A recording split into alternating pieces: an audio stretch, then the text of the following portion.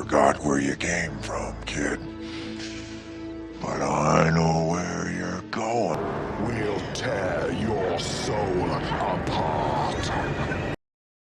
Hey there guys, this is Richard, your host, with another marvelous video. This time, 10 cancelled horror movies that would have been a good watch. There's something borderline addictive about the jump scares and the nerve-wracking tension that a horror film throws at you that you can't help but beg for more, even though you know that it'll probably leave you sleepless for more than a few nights. That first viewing of a classic seat-grabber like John Carpenter's Halloween or Wes Craven's A Nightmare on Elm Street is a surreal experience, allowing you to feel the sheer terror that anonymity and malevolent intentions can breed in real time. Are you there? I'm here. Sadly, the same can't be said for the sequels. See, once Hollywood finds a winning formula and a willing audience, it floods the market with countless prequels, sequels, and spin-offs that systematically chip away at the mystique that made the first film such an enthralling watch. By the time Saw 5 came out, the series had practically devolved into torture porn, an affliction that most horror franchises suffer from when trying to keep their market appeal fresh. And just sometimes, there comes a genuinely interesting sequel idea that gets horror forums buzzing with excitement before being unceremoniously dropped because big-shot execs thought they wouldn't work. Luckily for you, we love a good what-if story and have scrounged up some of the biggest missed opportunities in horror history, some of which could have seriously revitalized their respective franchises. Here are 10 cancelled horror movies that would have been a good watch. Before we go into our explanation, we have a very small request. If you like our content, please support us by subscribing to our channel. This is a small click for you, but for us, it means a lot. Thank you. Let's begin. Killed him. You can't kill the boogeyman. We want the man who did this. Hellraiser vs. Halloween. This will sound weird in the crossover-riddled world that we live in today, but back in the 90s, studios weren't too keen on sharing their intellectual property. Crossover movies just didn't seem to appeal to studio higher-ups, and several pitches were rejected around 94 and 95 to bring together some of the most recognizable franchises owned by Dimension Films. A sliver of hope opened up for the horror cinematic universe in 2003 with the runaway success of Freddy vs. Jason, and it was during that short-lived mashup sensation that director Dave Parker's suggestion started being taken a bit more seriously. See, Freddy vs. Jason was one of those rejected pitches that we mentioned before, and after spending a decade in developmental hell, it became a surprise hit at the box office. How sweet. Dark meat.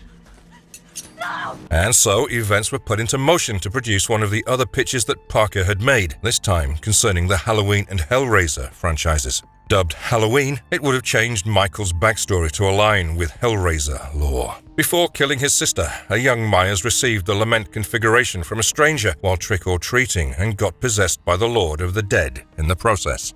This is why he has a strong desire to kill, and it also explains why he seemingly cannot die. Set during Halloween, the movie would have followed the events surrounding a family that finds that cursed puzzle box in the Myers house, which sets this epic confrontation into motion, with the final third taking place in hell. Apparently, Myers was going to be converted into a Cenobite himself, a la Dr. Channard from Hellbound Hellraiser 2. His mask would have replaced his facial skin and his arms would have gotten the Edward Scissorhands treatment, which would admittedly have been a kick-ass character design. It's just unfortunate that Halloween producer Mustafa Akkad didn't see promise in the concept and nixed it, even after both Clive Barker and John Carpenter had agreed to work on the project, a collaboration that would have shook the horror world to its core. Though the recent revival of both franchises holds great promise for them individually, we can't help but think about what could have been.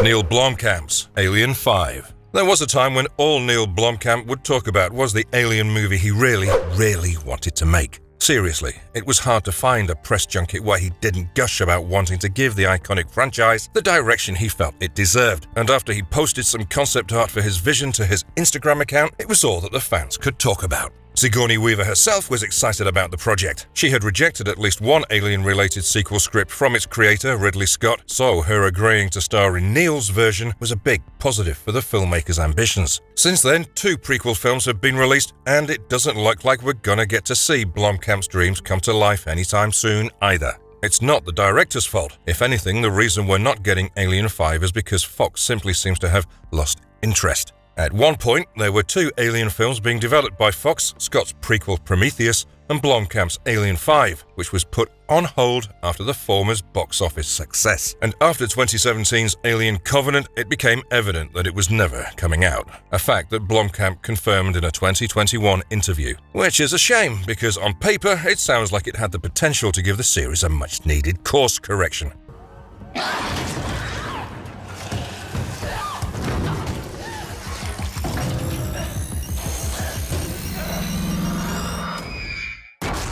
Blomkamp's Alien sequel would have retconned the events of the 3rd and 4th films, picking up directly after the ending of 1986's Aliens, with its focus being on transitioning Newt into the lead role and giving Weaver's Ellen Ripley a deserving farewell. Based on the visuals we've seen so far, it looks like this movie was going to resolve a lot of plot threads that have intrigued Alien fans over the years in one go. An engineer spaceship was spotted currently under scrutiny. We see Hicks with a badly scarred face, a mesmerized Ripley talking to an alien lifeform, and a grotesque, multi-limbed xenomorph queen who could have been the crowning achievement of the franchise's special effects team. One image shows Ripley wearing what looks like a xenomorph's skin as a biomechanical armor, which is just all kinds of badass, if you ask us. Too bad we're never gonna see her wear it.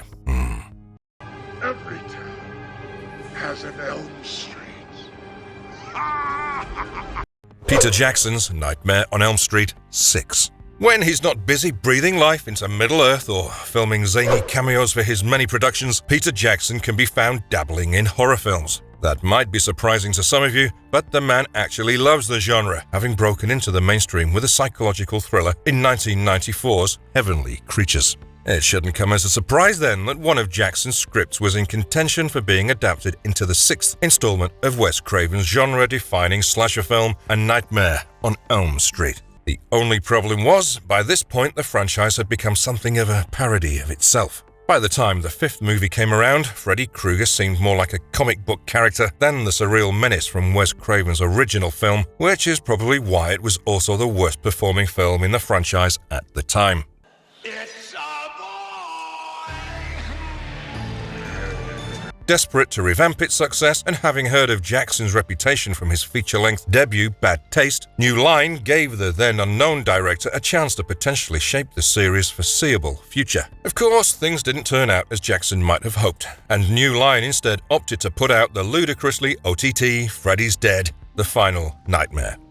But if they had, it would have taken Freddy on a metaphorical and literal journey of self-discovery. Titled A Nightmare on Elm Street, The Dream Lover, the movie was going to be a meta-take on Freddy's on-screen exploits that would bleed into his character progression. In the film, it would be revealed that the residents of Springwood are no longer scared of Krueger, children now taking sleeping pills to enter the dreamscape and bully poor, powerless Freddy. Miss me? The main focus of the film would then see the surrealist serial killer getting his own back by inspiring fear in the residents of Springwood once more and resuming his nightmarish killing spree. Even though he would have still been defeated at the end of the day, Jackson's script would have given Springwood residents the chance to reclaim their dreams in future installments, injecting the franchise with a dose of much-needed freshness and a new perspective. It's poetic irony that the only time Craven returned to Helm and Nightmare Project was to perfect the meta-jibes he'd take on horror as a whole with his next classic, Scream. Back it up! Don't make us put some pain on you. Pain, gentlemen. I am pain. Hellraiser Hellfire. Can we just preface this by saying that we absolutely cannot wait any longer for Hulu's reboot of Clive Barker's Hellraiser to hit our screens? A big reason for this is the gross mistreatment the franchise received in the form of 6 continuous direct-to-DVD sequels, most of which just degraded the masterpiece that was Barker's original film. We know that any film that is going straight to video is not going to be an instant classic, but damn it, this one felt personal. Not just because Doug Bradley put in a career-defining performance as Pinhead for 8 entire films, but also because Hellraiser has one of the most innovative premises of any horror franchise in existence. The Cenobites embody the living, breathing sensation of terror. Human beings transformed into demons after enduring eons of torture to the point they can't differentiate between pain and pleasure and desire. Both. Their unique existence and the story surrounding it is what made the first 2 films such a surreal experience. And while the third film tried to keep the momentum going, any hopes of saving the franchise from a CD-shaped fate evaporated after the disastrous performance of Hellraiser 4: Bloodline. The story could have been very different had Stephen Jones gotten the chance to translate his script to the big screen. Jones wanted to take the franchise back to its roots while creating a brand new story that upped the stakes. So he worked with Michael Marshall Smith and came up with something that, at least on paper, sounds genuinely interesting. Hellraiser Hellfire would have been focused around uber-wealthy businessman and cult leader Jack Credence. Credence made a deal with Pinhead in the 80s to gain immense power and influence in the real world, but in this film, he would attempt to take it over entirely by using his abilities and a little help from his diamond-shaped god. Several previous characters were set to make comebacks and cameos, including Ashley Lawrence's Kirsty Cotton, the original leading protagonist of the franchise. The end game of the film involved the city of London turning into a massive lament configuration, summoning Leviathan himself to the real world. Obviously, all these special effects would have cost a lot of money. Money that the eventual budget of $2 million fell spectacularly short of. Instead, we got the quasi-detective thriller that was Hellraiser Inferno, and as JoeBlow.com summed it up, the film's biggest flaw is calling itself Hellraiser. Here's hoping David S. Goyer does a better job. Up here! Freddy vs. Jason vs. Ash. All isn't lost for fans who wanted this crossover to happen at any cost, as Freddy, Jason, and Ash have clashed on the pages of comic books twice over. But a live-action feature film starring some of horror's most iconic characters is nothing but a pipe dream at this point, mostly because of legal disputes surrounding each franchise's IP, especially Friday the 13th. You know how Tom Holland borderline begged Sony and Marvel to let Spidey back into the MCU? Well, let's just say no amount of groveling is going to change Victor Miller's mind about letting Jason Voorhees don his infamous hockey mask again. Yo, man, it's cool.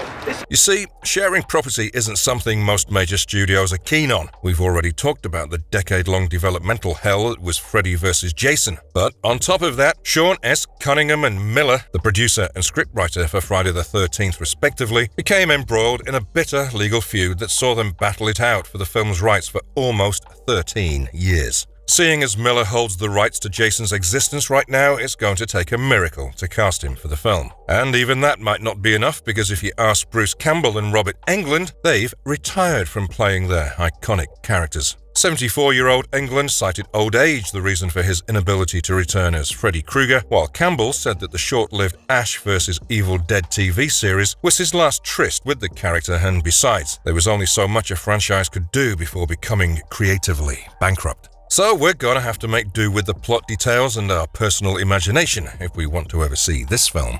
The movie would have seen Freddy Krueger somehow control Jason's soul with the Necronomicon, while Ash tries to retrieve the book and stop the duo he thinks are actually Deadites. It's a goofy little story that would play out sort of like a murder mystery, but if you can't go through the trouble of thinking about it, just pick up the 6-issue limited series published by Wildstorm Comics from 2007 to 2008.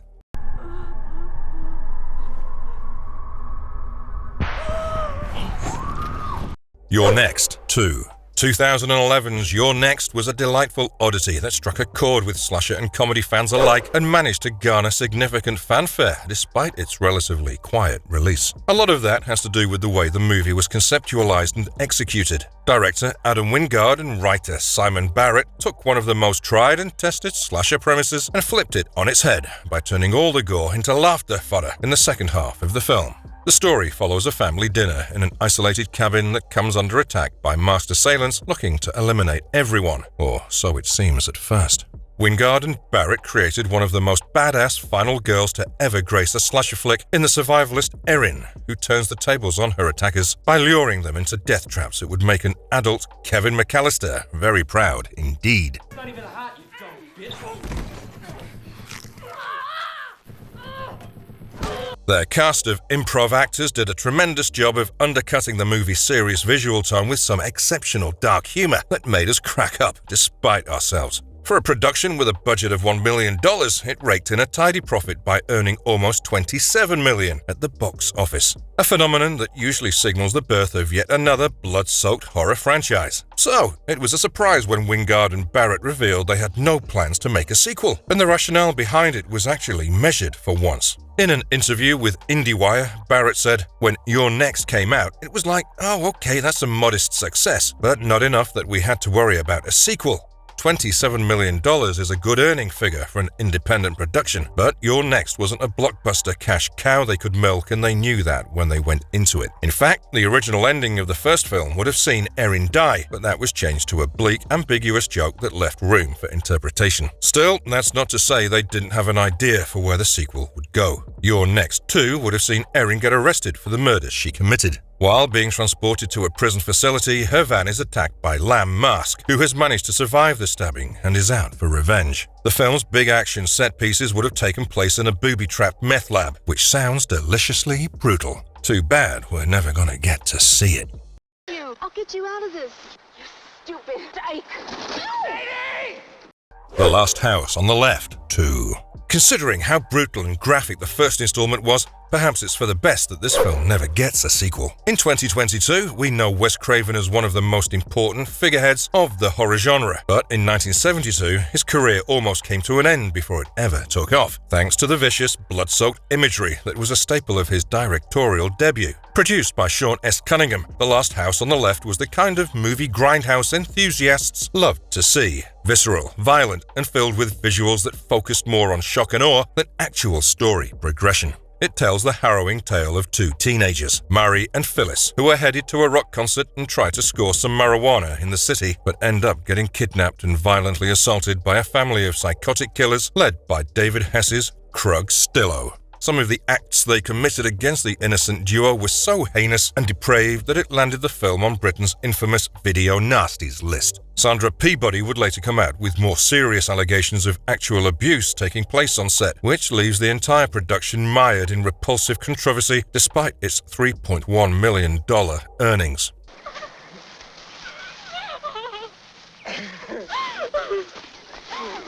But you know the old adage, controversy creates cash, and the now defunct Vestron Pictures actually commissioned a sequel for the film in the 80s with Danny Steinman set to write and direct it. Before Steinman was attached to the project, Craven and Cunningham had a go at a sequel idea, wanting to place the gang in literal hell and putting them in Orpheus's shoes. This was a dud though, and so the studio got Steinman on board. Danny's vision would have taken a page out of Friday the 13th book and set the film in a summer camp, explaining that Krug Stillo had somehow survived being dissected in half by a chainsaw and is now terrorizing the campgoers, Deliverance style. While we do not condone aggressive behavior against co-stars in the name of method acting, we've got to admit that it would at least be curious seeing how Krug Stillo would have navigated such a scenario. If you've seen Deliverance, you know what we're talking about. If David Hess and all other problematic elements were removed from the filmmaking process, we think it would have been a decent addition to the slasher pantheon.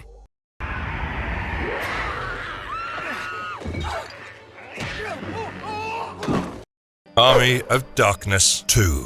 Sam Raimi will always be credited with bringing a certain level of gravitas and cinematic flair to superhero franchises with his seminal Spider-Man trilogy. The man has an uncanny way of weaving fiction with reality to create an experience that might not be 100% accurate, but is going to be relatable at a fundamental level. That's why we're so excited for Doctor Strange Multiverse of Madness, because it looks like the movie will tie up Raimi's biggest cinematic achievement with his break-in genre horror. Evil Dead took filmgoers by storm when it came out in 1981, thanks to its atmospheric cinematography, an exceptionally original script, and a star-making performance by frequent Raimi collaborator Bruce Campbell. The two creatives kept raising the stakes for every subsequent film, venturing into slapstick territory with Evil Dead 2 and completing the transition from horror to horror comedy with 1992's Army of Darkness. You found me beautiful once.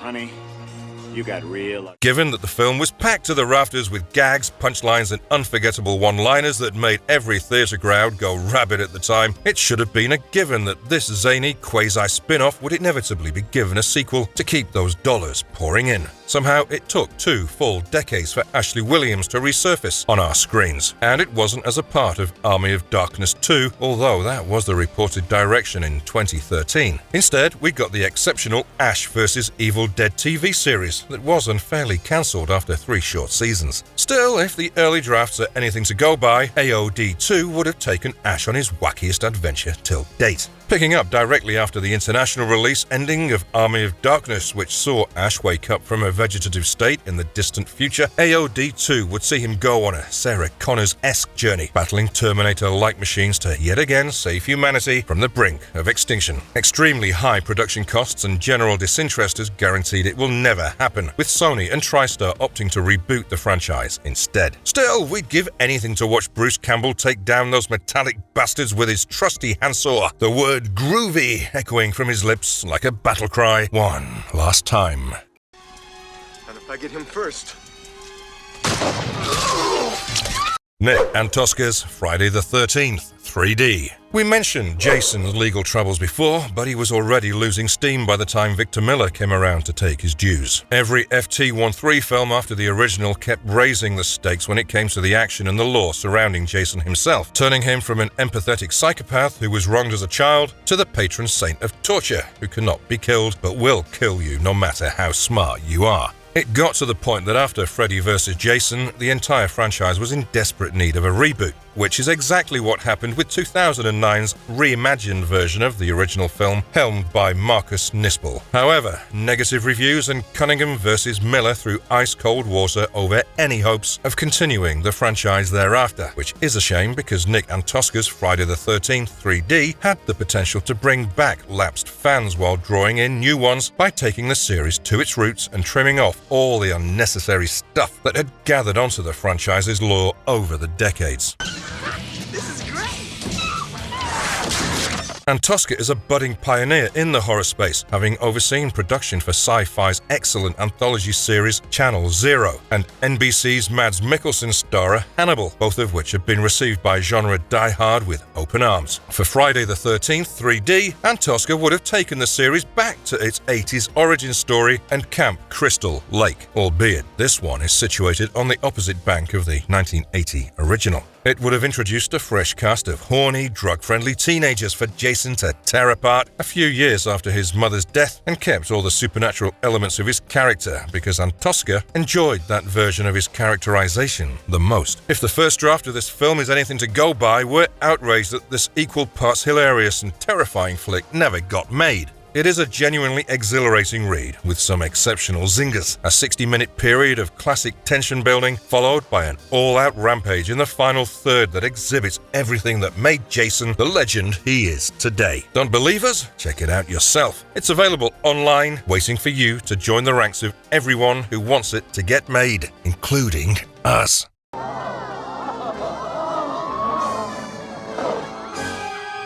Holy shit! The return of the killer clowns from outer space in 3D. In 1988, the Chiodo brothers wrote, directed and produced the only film they would ever work on, and it was as if they made it for a cult audience. Nothing about a film titled Killer Clowns from Outer Space should work on anyone that is not suffering from coulrophobia, and maybe that was the point, to make a movie so terribly wonderful that even people who have a phobia of the subject matter cannot help but laugh at its expense. From start to finish, this OTT sleazeball of a visual experience has been tailored for grindhouse connoisseurs, and the Chiodo brothers' commitment to their oddball creation has to be commended.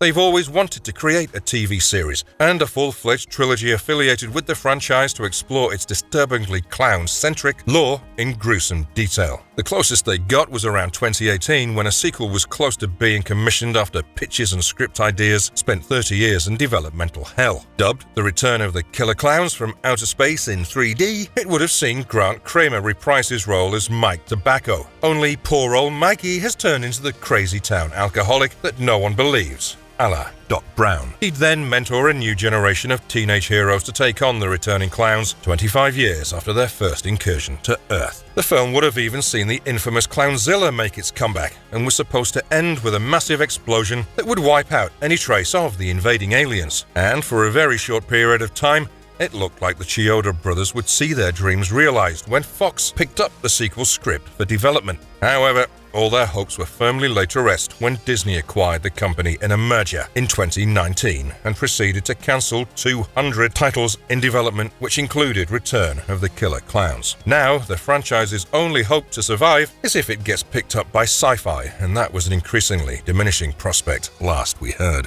Still, we would definitely sink our teeth into a possible sequel featuring our favorite prosthetic-wearing alien clowns any time of the day. So please make it happen, Sci-Fi. We're counting on you. And if you liked our content, don't forget to leave a like and subscribe to us if you haven't already. Have a good one and be safe. Thanks, everyone.